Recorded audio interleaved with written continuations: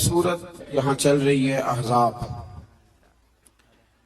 تو 22ویں پارے کے بالکل شروع میں اللہ تبارک و تعالیٰ نے ازواج مطہرات سے خطاب کیا ہے اور ساری امت کی خواتین کو سمجھایا ہے۔ خاص مقام ہے سمجھنے والا۔ اللہ کریم نے بالکل شروع میں کہا کہ اے محبوب علیہ السلام کی بیویوں، آپ کا مقام لوگوں میں سے ذرا امتیازی ہے، سو تقوی اختیار کرو، غیر محرم مردوں کے ساتھ نرم لہجے میں بات نہ کرو۔ نرم لہجے میں غیر محرم کے ساتھ بات، بس اپنے کام کی بات کرو، اور وہ بھی اس طرح بات کرو جس طرح بے رخی سے ہوتی ہے۔ عورتیں نرم لہجوں کے ساتھ غیر محرموں کے ساتھ گفتگو نہ کرو۔ اور پھر ارشاد فرمایا جا رہا ہے کہ ضرورت کے مطابق بات کرو، زیادہ بات بھی نہ کرو، اپنے گھروں میں رہو اور زمانہ جاہلیت کی طرح زیب و زینت کی نمائش نہ کرو۔ نماز اور زکوٰۃ، اللہ اور اس کے رسول صلی اللہ علیہ وسلم کی اطاعت پر کاربند رہو، اور جو ایسا کریں گی تو ان کو دوہرا اجر ملے گا، اور ان کے لیے آخرت میں عزت کی روزی کا مقام ہے، روزی کا اہتمام ہے۔ اسی مقام پر اللہ کریم نے فرمایا انما یرید اللہ لیذہب عنکم الرجس اہل البیت ویطہرکم تطہیرا۔ فرمایا اللہ تو یہی چاہتا ہے اے نبی کے گھر والوں کہ تم سے ہر ناپاکی دور کر کے تمہیں صاف ستھرا کر دے۔ فرمایا اللہ تو یہی چاہتا ہے کہ تم سے ہر ناپاکی دور کر کے تمہیں، پیچھے کس کا ذکر ہو رہا تھا؟ ازواج مطہرات کا، نبی پاک علیہ السلام کی۔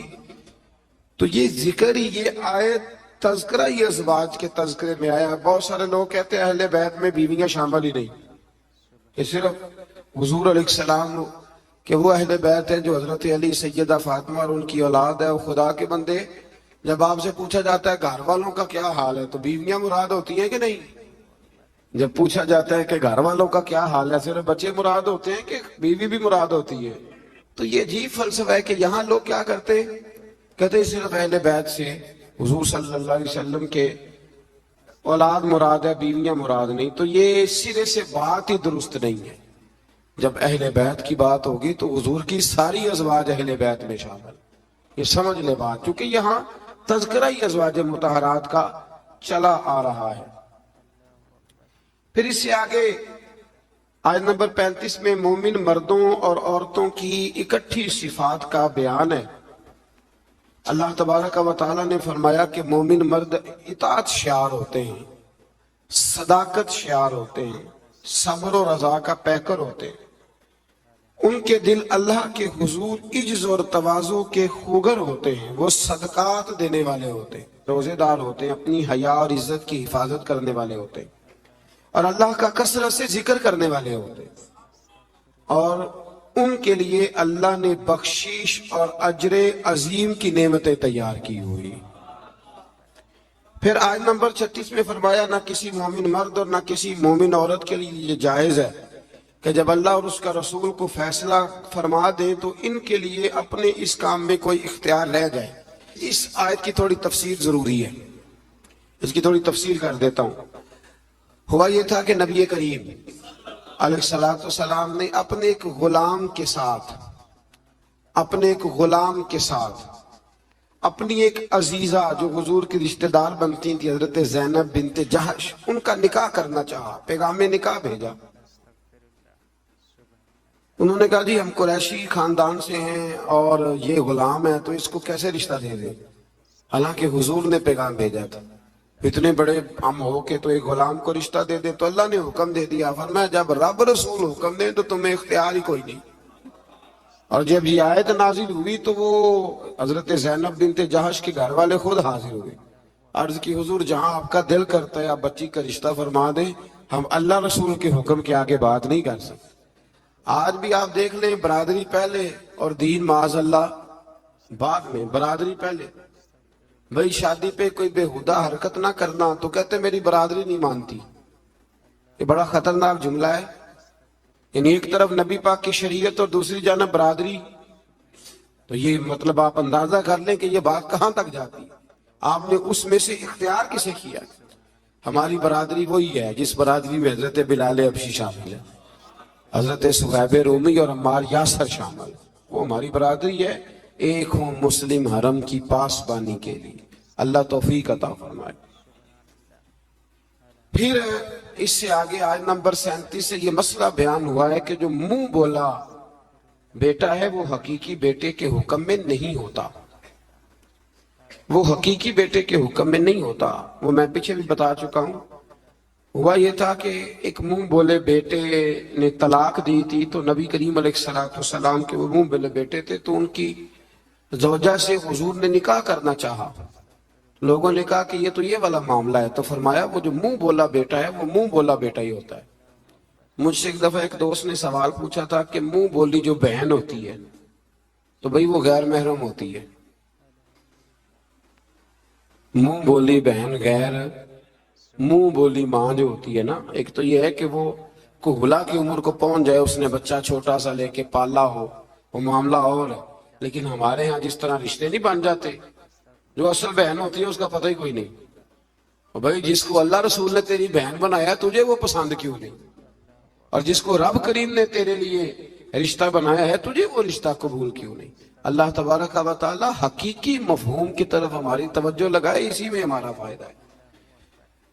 تو پھر اسی طرح آیت نمبر 40 میں اللہ تبارک و تعالی نے وہ عظیم بات ارشاد فرمائی جس کی طرف امت کی توجہ ہونا بڑی ضروری ہے. فرمایا ما کان محمد ابا احد من رجالکم ولکن رسول اللہ وخاتم النبیین. فرمایا محمد صلی اللہ علیہ وسلم مردوں میں سے کسی کے باپ نہیں، ہاں اللہ کے رسول ہیں اور نبوت کو ختم کرنے والے ہیں، خاتم النبیین ہیں. حضور نے فرمایا میں آخری نبی ہوں، میرے بعد کوئی نبی، میرے بعد کوئی نبی ضرورت بھی کوئی نہیں، اس لیے کہ میرے نبی نے کمی چھوڑی کوئی نہیں، ضرورت ہی کوئی نہیں، حاجت ہی کوئی نہیں، ضرورت ہی کوئی نہیں. بلا وجہ بعض لوگوں کو اللہ تبارک و تعالیٰ معاف کرے روٹی پیٹ بھر کے کھانے کو نہیں ملتی تو نبوت کا دعویٰ کر دیتے.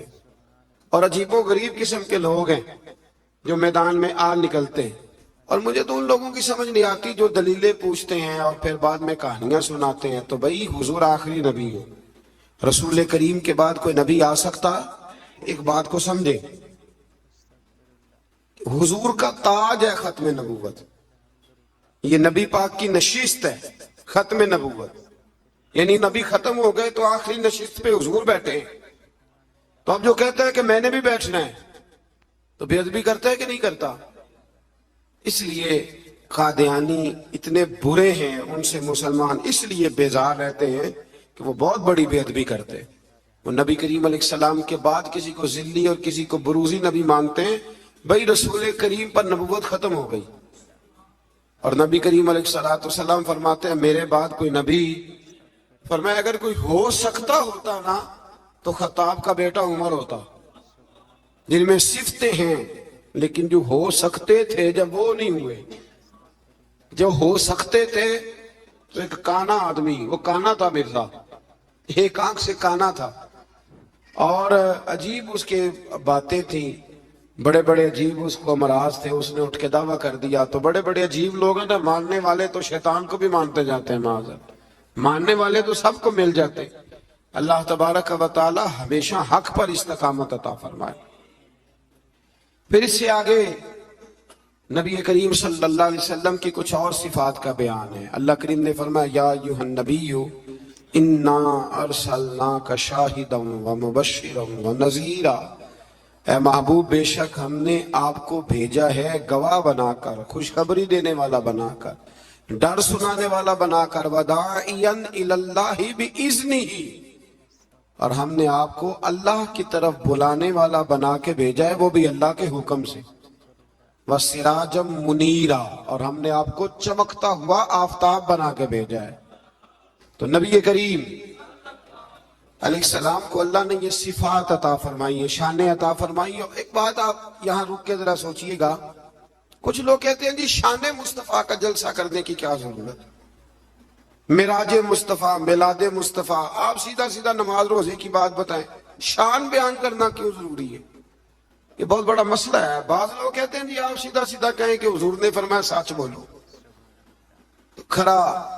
کھری بات کرو اور دیانتدار۔ یہ آپ کیا حضور شان بڑی تھی، عظمت بڑی تھی، تو بھائی ان آیات میں اللہ کیا بیان کر رہا ہے؟ کہا میرا محبوب نذیر بھی ہے، بشیر بھی ہے، سراج منیر بھی ہے۔ یہ ساری صفتیں اللہ نے قرآن میں بیان کی، اور ایک جگہ پہ نہیں، درجنوں جگہ پہ واضح آیات میں۔ ویسے تو سارا ہی قرآن حضور کی تعریف ہے، اور یہ میں نہیں کہہ رہا، یہ حضرت عائشہ صدیقہ فرماتی، کانا خلقہ القرآن، فرمایا اگر تم نے حضور علیہ السلام کے اخلاق دیکھنے ہو تو قرآن پڑھ لو۔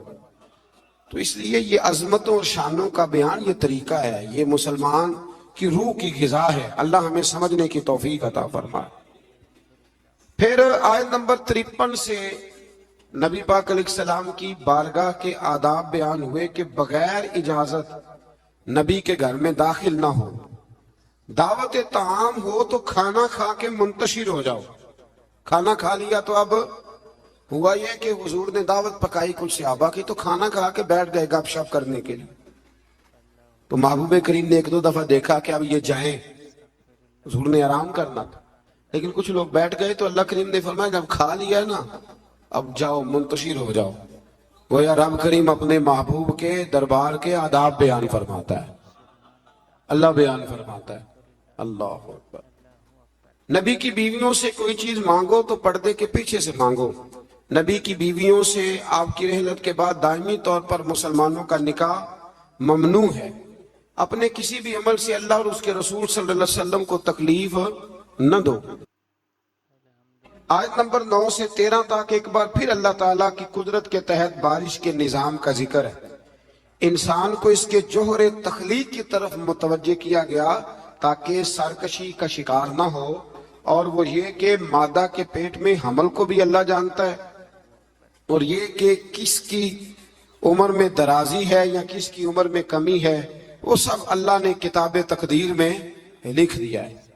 آیت نمبر 12 سے فرمایا کہ میٹھے اور کھارے پانی کے سمندر برابر نہیں ہوتے، میٹھے اور کھارے پانی کے سمندر برابر نہیں ہوتے، لیکن فرمایا سب سمندروں سے تمہیں مچھلی کا تازہ گوشت ملتا ہے، پانی جیسا بھی، اور تم ان سے پہننے کے زیور بھی نکالتے ہو، اور کشتیاں پانی کو چیرتی ہوئی چلی جاتی ہیں۔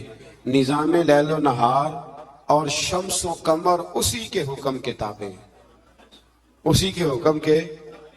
یہ چاند سورج اگر کسی انسان کے قبضے میں ہوتے تو کب سے اختلاف ہو گیا ہوتا، کوئی کہتا ادھر سے نکل، کوئی کہتا کم از کم جو حکومت بدلتی وہ تو ضرور بدلتی ایک دفعہ، یہ پچھلے لایا ہے لہذا معاذ اللہ ہم نہیں چلنے دیں گے۔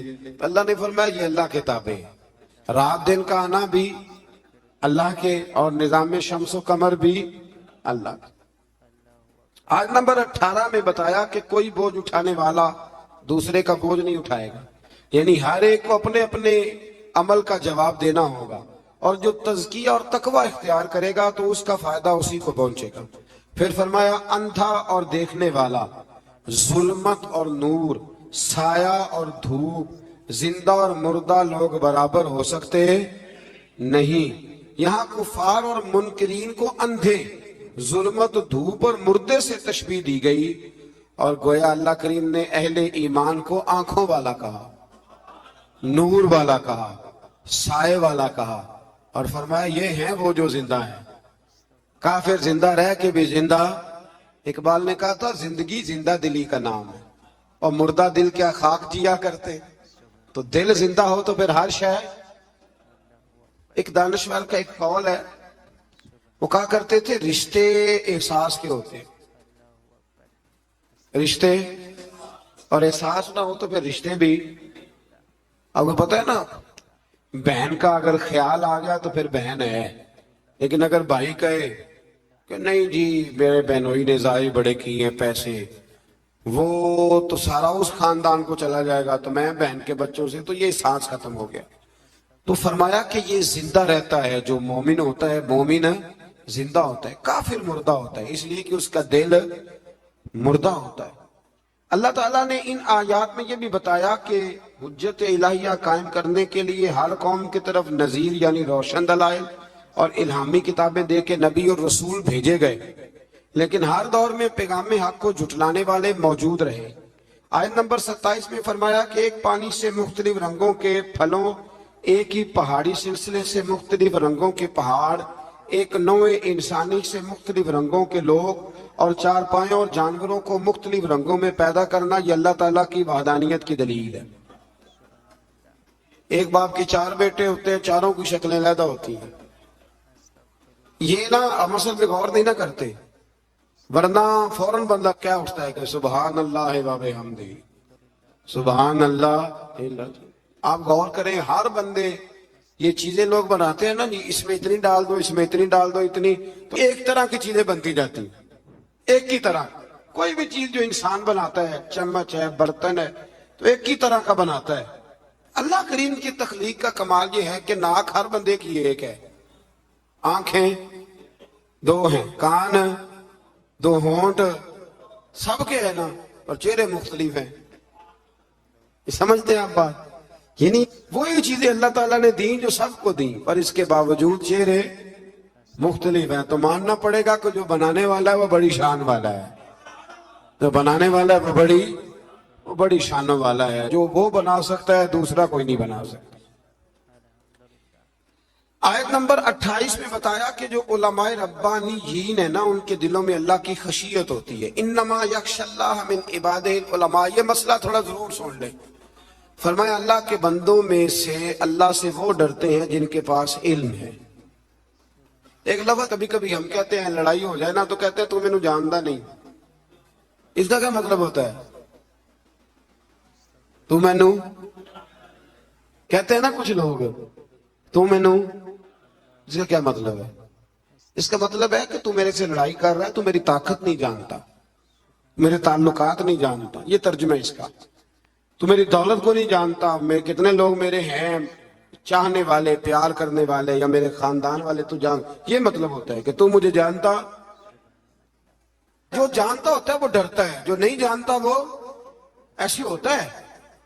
جو بندہ رب کو جانتا نہیں نا وہ نہیں ڈرتا، اور جو جان لیتا ہے نا وہ ڈرتا ہے۔ پتہ چل جاتا ہے کتنی قدرتوں والا ہے۔